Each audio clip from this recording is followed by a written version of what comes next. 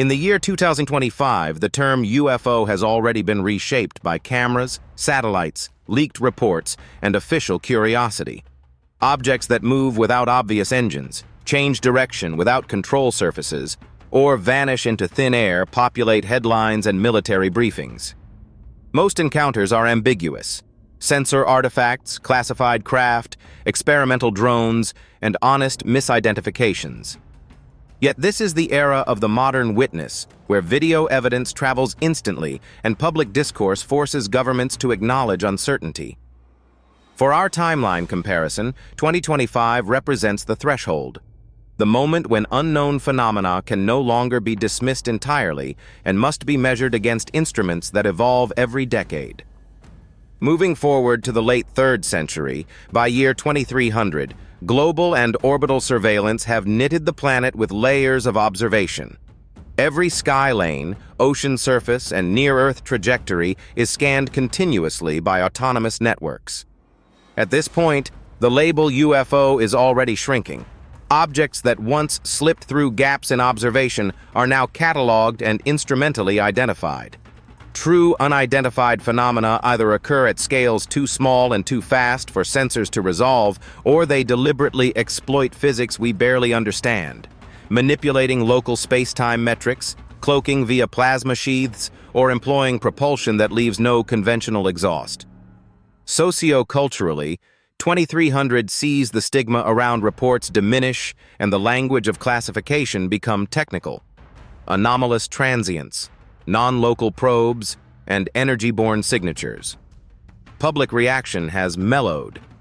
Disclosure is partial, with classified programs and open science parallel processing sightings to separate hoaxes from high-value anomalies. By the year 2600, humanity's technological footprint has expanded beyond Earth. Habitats ring the Lagrange points, robotic fleets patrol the inner system, and experimental drives push craft to velocities that were once fantasy.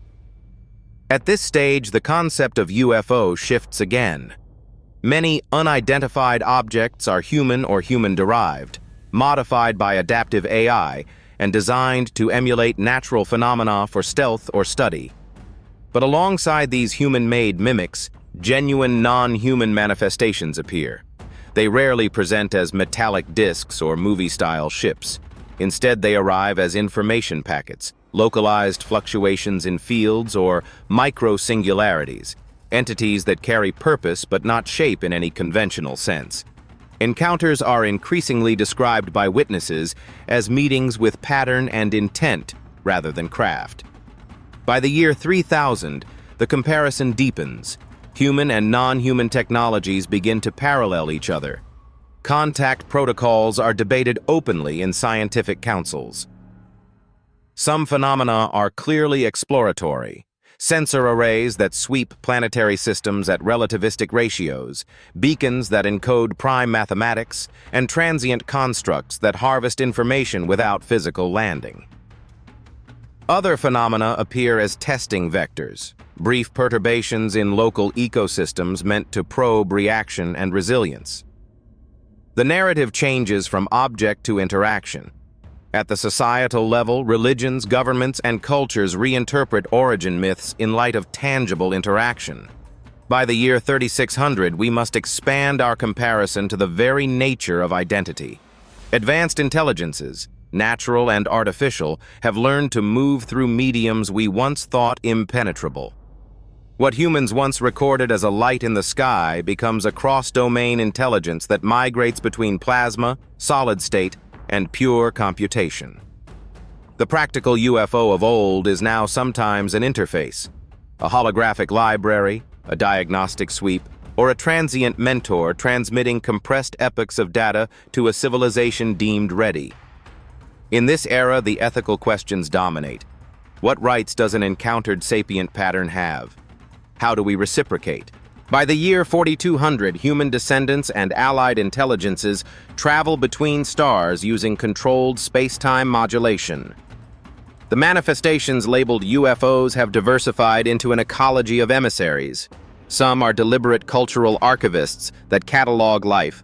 Others are maintenance swarms that clean debris and repair large-scale structures.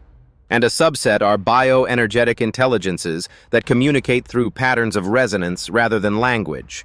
Encounters at this stage are collaborative or neutral, rarely hostile. The most unsettling class emerges: retrocausal probes, constructs that do not merely cross space, but also leverage temporal information to influence development. From our comparison perspective, sightings in the distant past may be reinterpreted as interventions by future origin intelligences testing trajectories. By the year 5000, our metrics for comparison include not just motion, size, and signature, but levels of intentionality, informational content, and ethical impact. Ufology has transformed into a branch of comparative xenoethics and astroanthropology. Historical archives are reanalyzed with new filters. What was once dismissed as folklore is correlated to data streams preserved in deep-time repositories. Finally, by year 5500, the evolution comparison reaches its philosophical apex. UFOs, if the label survives at all, are recognized as a spectrum of entities and systems that range from accidental sensor anomalies to fully conscious, distributed intelligences that bear little resemblance to craft. The narrative arc from 2025 to 5500 is not one of increasing violence or looming invasion, but of expanding complexity and choice. Early fear gives way to curiosity, then to responsibility. The most profound consequence is not technological but existential. Civilizations learn to coexist with non-anthropic intelligences and to account for the long-term consequences of contact. Some encounters serve as mirrors, reflecting humanity's own potential for cooperation or destruction. Others function as guardians, subtle moderators that intervene only when extinction risks become imminent. The comparison shows that across millennia, what we call a UFO will be less about a flying object and more about the boundary between known and unknown minds. The timeline teaches a final lesson. In a universe where information can move faster and farther than matter, the greatest discoveries will be those that change not only what we can build, but who we choose to become.